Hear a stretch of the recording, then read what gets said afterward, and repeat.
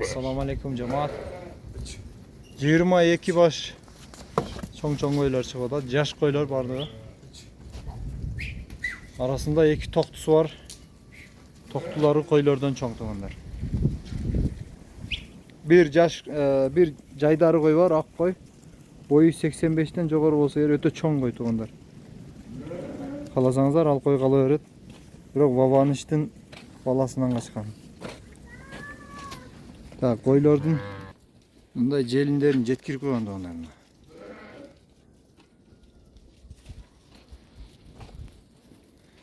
Bağları 40 bin somdan optan otuğanlar. Vardı küçtü koro. Küçtü koylar. Naşarı yok bu yerde. İnşallah görünüzler yaxşılap.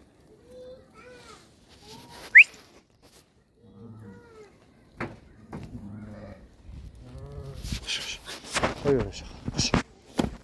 Kış. Ne ala gözünden. Enesim nal 4 diş algan koy. Kuyruğunu görüyorsunuzlar. Şu Koşkor'dan kaçmaydı deyince dalilde toğunlar. Kozusu tüke kuyruktu. Daha bir çoğun kozu var koşulaya kalıp tura. Sütemli kozlardan daha bir çoğun kozu var.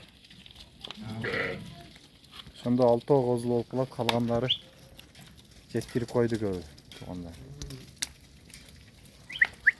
No koy narkı çetki 90 çıksa gerek koy.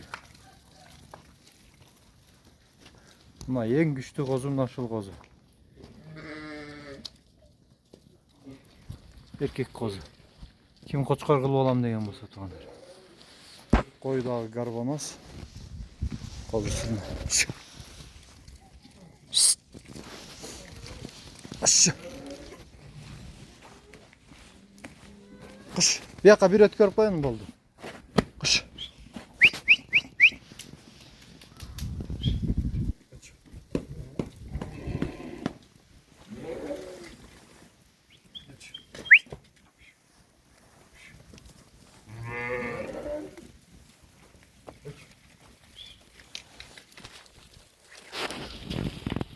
Rayana.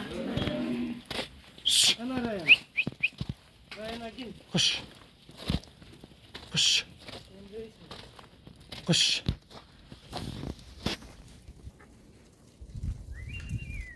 Kış. Helal.